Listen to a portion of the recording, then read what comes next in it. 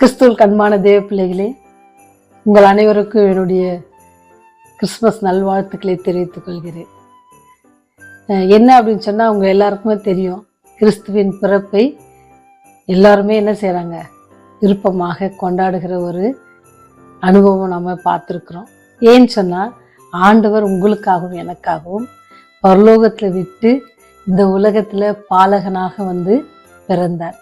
ஒருவேளை நமக்கு தேதிகள் தெரியாது, நம்ம கரெக்டாக அதை செலிப்ரேட் பண்ணுறோமானாலும் தெரியாது. ஆனால் ஒரே ஒரு உண்மை என்ன அப்படின்னு சொன்னால், எனக்காக ஆண்டவர் இந்த உலகத்தில் வந்து பிறந்தார். அவர் பிறப்பதற்கான அநேக காரியங்களை நம்ம கொண்டாடுறோம். அது கொண்டாடுறதின் நோக்கம், ஆண்டவர் பிறந்த நோக்கம் என்ன, அதற்கான காரியங்களை நாம் என்ன செய்யணும் அப்படின்னு நினைச்சோம் அப்படின்னு சொன்னா, அதுல ஒருவேளை நம்ம அவங்க மனதுக்கு ஏற்றபடி நம்ம என்ன செய்யறோம், காரியங்களை செஞ்சு கொண்டிருக்கோம். ஆனா ஆண்டவர் நமக்கு சொல்லி தருகிற பாடம் அல்லது ஆண்டுடைய பிறப்பு நமக்கு சொல்லி தருகிற பாடத்தை மறந்துடக்கூடாது.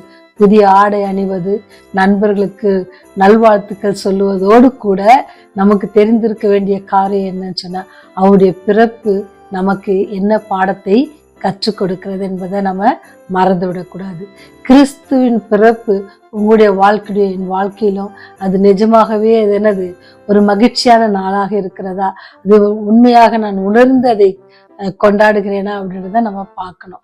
ஏன்னு சொன்னா, அநேக வேலைகளை நம்ம என்ன செஞ்சிடறோம், கொண்டாட்டத்தை அதிகமாக பெரிதாக படுத்தி அவருடைய பிறப்பின் நோக்கத்தை நம்ம மறந்து விடக்கூடாது.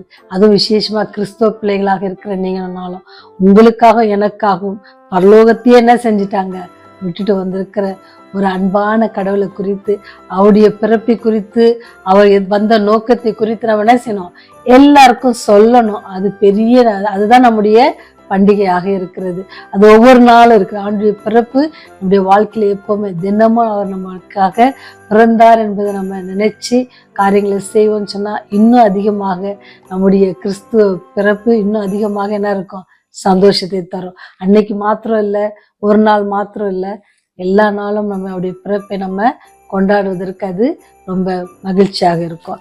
ஏன்னு சொன்னா, உங்களுக்கு என்ன கதை சொல்லணும் அப்படின்னு யோசித்தா அப்படின்னு சொன்னா, எனக்கு அவங்க ஆண்டுடைய பிறப்புல நிறைய காரியங்கள், அவருடைய பிறப்பை பத்தி பேசினா நிறைய பேசிட்டே இருக்கலாம். நிறைய காரியங்களை நம்ம கற்றுக்கொள்ளணும். ஃபர்ஸ்ட் நியூஸ் என்ன அப்படின்னு சொன்னா,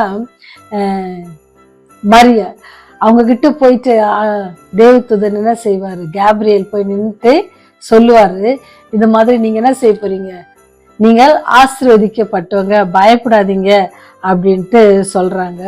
இயேசு அவங்க வயிற்றுல பிறக்க போறான்னு சொல்றாங்க. அப்ப அந்த அம்மா சொல்றாங்க, என்ன சொல்லுவாங்க தெரியுங்களா, நான் வந்து என்னது, இன்னும் திருமணம் ஆகாத பெண்ணு, எப்படி எனக்கு இப்பதான் எனக்கு நிச்சயம் பண்ணியிருக்காங்க அப்படின்னு சொல்லி அவங்க சொல்லுவாங்க. சரிங்களா. ஆனா ஆண்டவர் வந்து அந்த கேப்ரியல் தூதன் வந்து உங்களுக்கு நற்செய்தி, சமாதானம் உண்டாதாக அப்படிலாம் சொல்லுவாரு. சொல்லிட்டு இப்படி ஒரு நியூஸ் சொல்லும் போது எவ்வளவு அதிர்ச்சியான நியூஸ் இல்லை. ஆனா கூட அந்த அம்மா சொன்ன ஒரு வார்த்தை ரொம்ப ரொம்ப அழகா இருக்கும். நீங்க பாத்தீங்கன்னா, லூக்கா 1வது அதிகாரம் 38வது வசனத்தை பார்த்தீங்கன்னு சொன்னா, அவங்க சொல்லுகிற வசனம், இதோ நான் ஆண்டவருக்கு அடிமைன்னு சொல்றாங்க. எப்பேற்பட்ட ஒரு காரியம் இல்லை, ஆண்டவருக்கு நான் அடிமை அப்படின்ட்டு அவங்க சொல்லுவாங்க. இது முடியாத காரியம் அப்படின்னு நம்ம நினைச்சோம்னு சொன்னா, ஆண்டவருடைய பிறப்பு நமக்கு சொல்லி தருகிற ஒரு காரியம். ஆண்டவரால எல்லாம் முடியும், ஆண்டவரால எல்லாம் செய்ய முடியும் அப்படின்னு ஒண்ணு சொல்லி தரோம். அப்போ அவங்க சொல்லும் பொழுது அவங்க சொல்லுவாங்க, எல்லாரும் மலடி, குழந்தையே பிறக்கல, வயசாயிட்டாங்க அப்படிலாம் சொன்னாங்கல்ல உங்க ரிலேட்டிவ் எலிசபெத், அவங்க இப்ப கர்ப்பமா இருக்கிறாங்க. அவங்களுக்கு எத்தனை மாசம், இப்போ 6 மாசம் அப்படின்னு சொல்லி தேவதூதன் சொல்வாரு. பாருங்களேன், அவருடைய அவர் பிறப்பு அறிவிக்கும் பொழுதே எத்தனை அதிசயங்கள், முடியாத காரியங்கள் இல்ல, எல்லாரும் கேலி செய்த காரியங்கள், எல்லாவற்றுக்கும் மத்தியில ஆண்டவருடைய வல்லமையே அங்க அவருடைய பிறப்பின் மகிழ்ச்சியா தான்.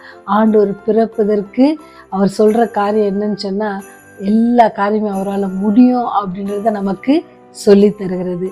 திருமணமே ஆகாது இருக்கிற ஒரு கன்னி ஸ்திரீக்கு கர்ப்பத்திலிருந்து ஒரு குமாரன் பிறப்பார், இயேசு என்று அவருக்கு பேரோட சொல்லும் பொழுது எப்படி இருக்கும்னு பாருங்க. ஆண்டவர் எல்லாவற்றையும் செய்ய வல்லவர் அப்படின்றத அவருடைய பிறப்பு நமக்கு அறிவிக்கிறது. எல்லாரும் கைவிடப்பட்டு கேலி செய்யப்பட்ட ஒரு மலடிக்கு என்ன செய்யறாரு, அவருடைய கர்ப்பத்துல கருவை உருவாக்குறாரு. அதற்கு யாருகிட்ட சொல்றாரு? மேரிகிட்ட அவரு சொல்றாரு. அப்படி சொல்லும் பொழுது எப்படி இருக்கிறது பாருங்க. அவருடைய பிறப்பின் அதிசயம் அதுதான். தேவனால எல்லாம் கூடும் அப்படின்னு சொல்லி. ஆனா இன்னைக்கு நான் உங்களுக்கு கொடுக்குற அந்த வாக்குத்தத்த செய்தி எங்க அப்படின்னு சொன்னா, லூக்கா எழுதின சுவிசேஷம் 2ஆம் அதிகாரம் 10வது வசனம். தேவதூதன் அவர்களை நோக்கி, பயப்படாதீர்கள், இதோ எல்லா ஜனத்துக்கும் மிகுந்த சந்தோஷத்தை உண்டாக்கும் நற்செய்தியை உங்களுக்கு அறிவிக்கிறேன். ஆண்டுடைய பிறப்பு எப்படி? ஒரு நற்செய்தி எல்லா பக்கம் அறிவிக்கிறேன், நீங்க பயப்படாதீங்க. யார்கிட்ட சொல்றாங்க இத? மேய்ப்பர்கள். மேய்ப்பர்கிட்ட தேவதூதன் சொல்றாரு, பயப்படாதீங்க, நான் உலகத்துக்கு என்ன செய்ய போறேன், இருக்கிற எல்லாத்துக்கும் மிகுந்த சந்தோஷத்தை உண்டாக்கும் நற்செய்தி. அது என்ன சந்தோஷம்? ஆண்டவருடைய பிறப்புல என்ன சந்தோஷம் இருக்கு? இங்க பாத்தீங்கன்னு சொன்னா அம்மாக்கே அங்க ரொம்ப என்னது, மக்கள் ஏற்றுக்கொள்ள முடியாத ஒரு சூழ்நிலையில ஒரு குழந்தை பிறக்க போகுது. மக்கள் யாரும் அதை ரொம்ப ஏத்துக்க மாட்டாங்க. அதுவும் அந்த மகள் எவ்வளவு ஒரு காரியத்தெல்லாம் அனுபவிக்கணும் அப்படி இருக்கிற இடத்துல இங்க தூதர் யாருக்கு சொல்றாரு? மேய்ப்பர்களுக்கு சொல்றாரு, எல்லோருக்கும் உள்ள நற்செய்தியை நான் உங்களுக்கு சொல்றேன் அப்படின்னு சொல்றாரு. அந்த நற்செய்தி என்ன அப்படின்னு சொன்னா, அழிந்து போகிற இந்த உலகத்துல அவர் நேசிக்கிற உங்களை என்னையும் மீட்டு கொள்வதற்காக அவர் குழந்தையாய் பிறக்கிறாரு. அப்படி ஏன்னு சொன்னா அதுல அழகா சொல்லப்பட்டிருக்கோம், அவருக்கு என்னது, அவர் இந்த உலகத்தின் ரட்சகர் அப்படின்னு சொல்லியிருக்கார். இம்மானுவேல் ரட்சகர். நீங்க மத்தியில வாசித்தீங்க முதலாவது, அவருக்கு இம்மானுவேல் அப்படின்னு சொல்லி, தேவன் நம்மோட கூட இருக்கார். நம்மோட கூட இருக்கணும் அப்படின்ற ஒரு செய்தி. நம்மோடு கூட ஒருவர் இருக்கிறார், நமக்காக நம்முடைய பிளேஸ்ல ஒருத்தர் மரிக்க போகிறார் அப்படின்ற ஒரு நற்செய்தி. சாத்தானின் பிடியிலிருந்து, நித்திய மரணத்திலிருந்து நித்திய ஜீவனுக்காக அழைப்பதற்காக ஒருவர் இந்த பரலோகத்தை விட்டு வந்திருக்கிறார்ன்றதுதான் நற்செய்தி. அதுதான் ஆண்டவருடைய பிறப்பு நமக்கு கற்றுக் கொடுக்கிற இன்னொரு பாடமா இருக்கிறது. அவர் பெரியவர். அவர் யாருன்னா, அவர் பெரியவர். எல்லாருமே என்ன செய்வாங்க அப்படின்னு சொன்னா, அவர் பெரியவர் அப்படின்னு லூக்கால பாத்தீங்கன்னு சொன்னா அவரை பத்தி ரொம்ப அழகா சொல்லப்பட்டிருக்கிறது. அது மாத்திரம் அதுபடிக்கு ஜனங்கள் எல்லாரும் என்ன செஞ்சாங்க, மகிழ்ச்சி அடைவாங்க. அவரை பார்த்தாவே எல்லாரும் மகிழ்ச்சி அடைவாங்க. ஏன்னு சொன்னா அவர் செய்ய இருக்கிற காரியங்கள், அவர் பிறப்பது மாத்திரம் இல்லை, அவருடைய பிறப்பு என்னது, நமக்கு ரட்சிப்பை தருகிறது. அப்படி ரட்சிப்பை தருகிறது அப்படின்னு நம்ம பார்க்கிறோம் அப்படின்னு சொன்னா அது எவ்வளவு பெரிய மகிழ்ச்சி இருக்கு. இந்த வான சாஸ்திரிகள், சரிங்களா, வான சாஸ்திரிகளும் அப்படிதான் பாடத்தை நமக்கு சொல்லி தராங்க. அவங்களும் என்ன செய்யறாங்க, எல்லாருக்கும் இடம் இருந்துச்சு, அவருக்கு பிறக்கிறது கூட என்ன இல்லை, அடிமையின் ரூபம் எடுக்கிறார். அவர் எவ்வளவு ஒரு தாழ்மையான, அவர் பிறப்பின் எல்லாரும் ராஜகுமாரராக பிறந்து ராஜாவாக இருப்பாங்க, மீட்க வரவர் அப்படிதான் இருப்பாங்கன்னு சொல்லி எல்லாம் அவங்க கருத்து கணிப்பெல்லாம் இருந்தாலும் கூட ஆண்டவர் ஏழ்மையின் கோலம் எடுத்து உங்களுக்காக எனக்காக என்ன செஞ்சாரு, இந்த பூலோகத்துல பிறந்தார். அந்த கோலம் அடிமையின் ரூபம் எடுத்து தன்னை என்ன செஞ்சார், மனுஷனாக இந்த உலகத்துல வந்திருக்கிறாரு. அப்ப நீங்களும் நானும் அவரை பின்பற்றுகிறோம், அவருடைய பிறப்பை கொண்டாடுகிறோம் அப்படின்னு சொன்னா அவருடைய குணாதிசயமாகிய தாழ்மை நம்ம இடத்துல இருக்கிறதா, அன்பு நம்ம இடத்துல இருக்கிறதா, இதெல்லாம் தான் நம்ம செலிப்ரேட் பண்ணணும். இதெல்லாம் நம்ம குறைவா இருந்தோம்னு சொன்னா நம்ம செலிப்ரேட் பண்றதுல என்ன இருக்காது, ஒரு அர்த்தமும் இருக்காது. இன்னும் அப்படின்னு சொன்னா எப்படி மரியாள் சொன்னாங்களோ, எப்படி சொன்னாங்க, நான் உமக்கு அடிமை அப்படின்னு சொல்லுவாங்க, நான் உமக்கு அடிமை அப்படின்னு சொல்லுவாங்க.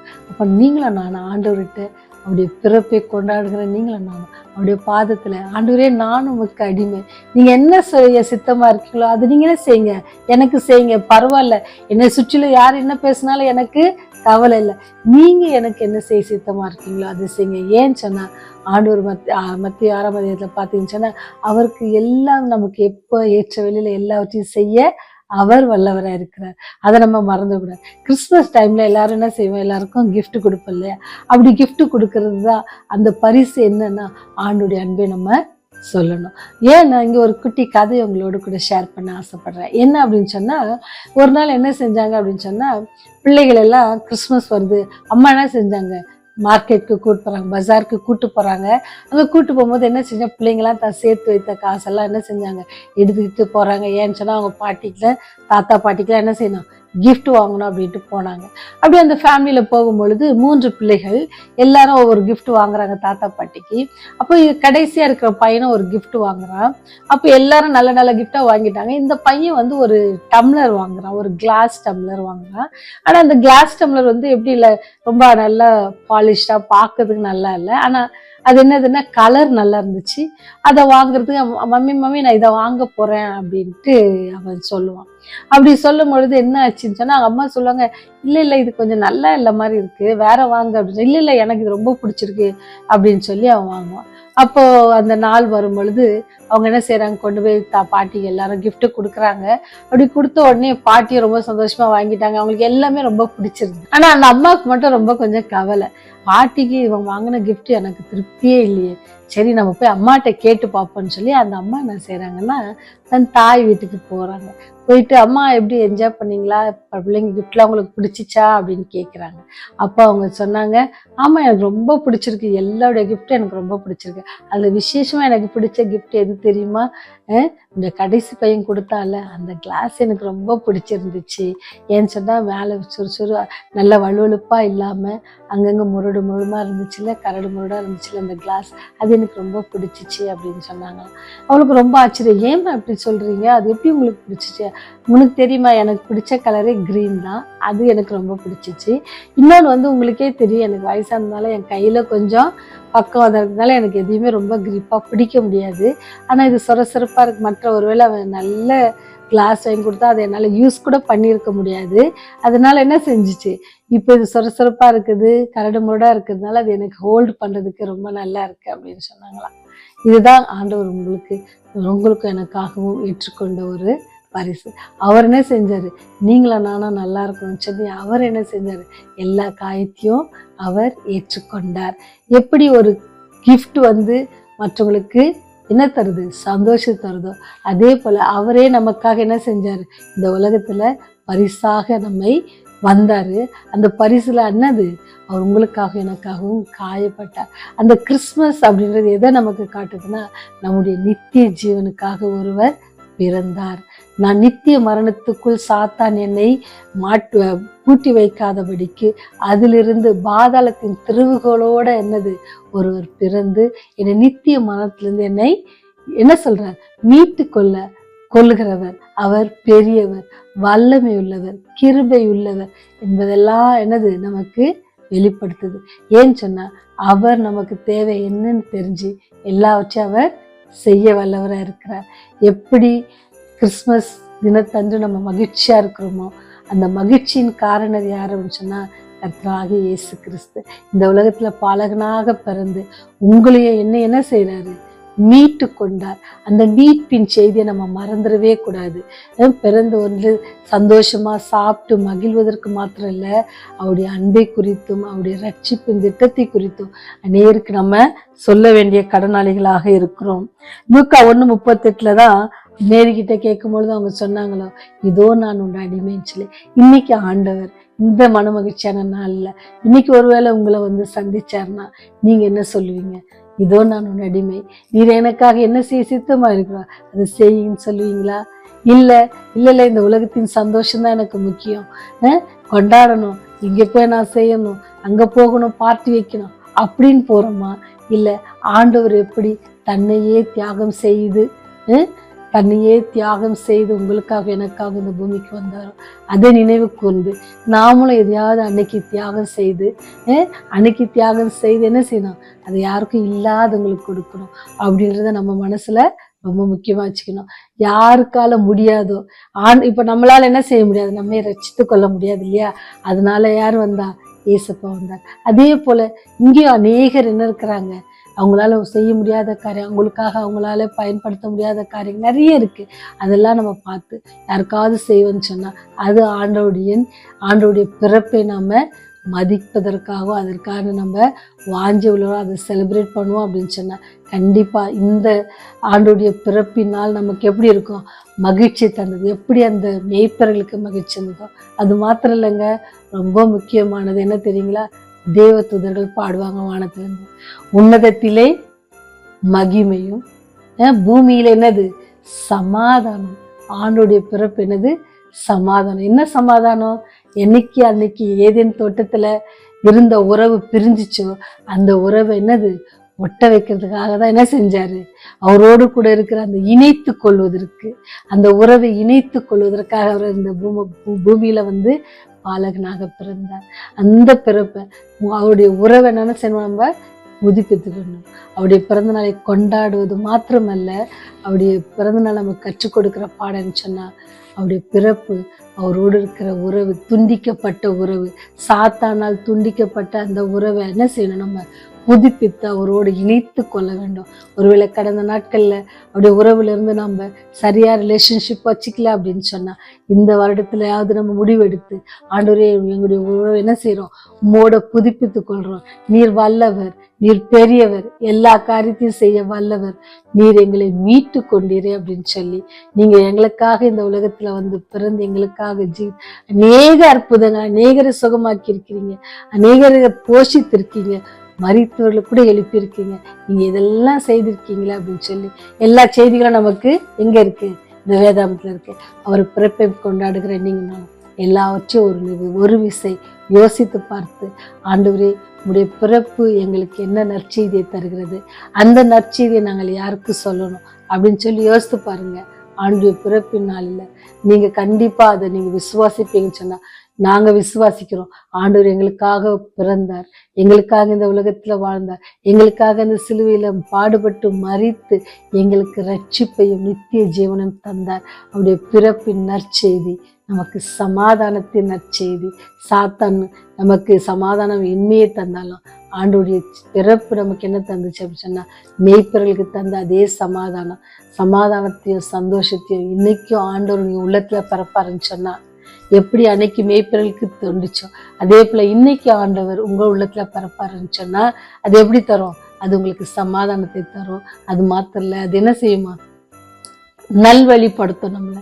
அந்த சமாதானம் என்ன செய்யும், நம்மை சும்மா இருக்க விடாது, ஆண்டுடைய அன்பை மற்றவர்களுக்கு சொல்லும். எப்படி மேரி என்ன செஞ்சாங்க, எல்லாவற்றையும் ஏற்றுக்கொண்டாங்களோ அதே போல நீங்களும் நான் என்ன செய்யணும், எல்லாவற்றையும் ஏற்றுக்கொண்டு ஆண்டவர் நமக்கு கற்பித்தபடி அவர் செய்தது போல மேய்ப்பர்கள்லாம் போய் ஆண்டவரை சந்தித்தது போல நாமும் தினமும் என்ன செய்யணும், நமக்குள் பிறந்திருக்கிற இயேசு தினமும் அதிகாலையில் அவர் என்ன செய்வோம், சந்திப்போம். அப்படி சந்திப்போன்னு சொன்னா அவர் அதிகாலையினை தேடுகிறவர் கண்டடைவான் என்று சொன்னாரு. அந்த காரியத்தை நம்ம கண்டடைவோன்னு சொன்னா அவருடைய ராஜ்யத்துக்கு நம்மை அழைத்து செல்ல அவர் ஆயத்தமா இருக்கிறார். ஜெபம் செய்வோமா.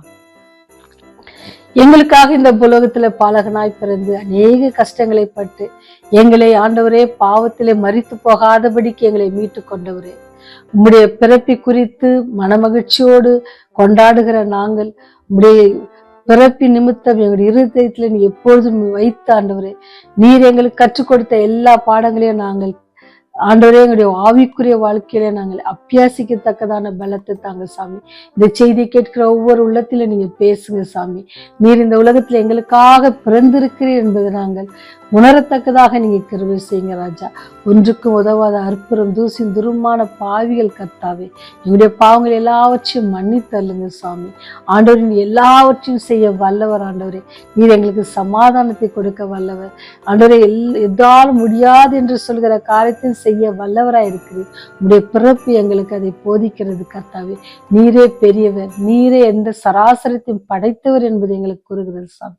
எல்லாவற்றையும் நாங்கள் நினைத்து கொண்டவர்களாக உங்களுடைய பிறப்பை நாங்கள் கொண்டாடத்தக்க நீர் எங்களுக்கு கிருபை செய்துள்ளோம். உடைய ராஜ்யம் வரும் பொழுது ஆண்டவரே நாங்கள் ஒருவரும் கெட்டு போகாதபடிக்கு நீர் எங்களுக்கு காட்டின நற்பாதையில் நடந்து நீர் உடைய கிருபையினாலே உடைய ராஜ்யத்துகளை அழைத்து செல்ல வேண்டுமா இயேசுவின் இனிய நாமத்தில் ஆண்டவரே தாழ்மையோடு கேட்டுக்கொள்கிறோம். ஜீவனுள்ள பரலோக பிதாவே, ஆமென், ஆமென்.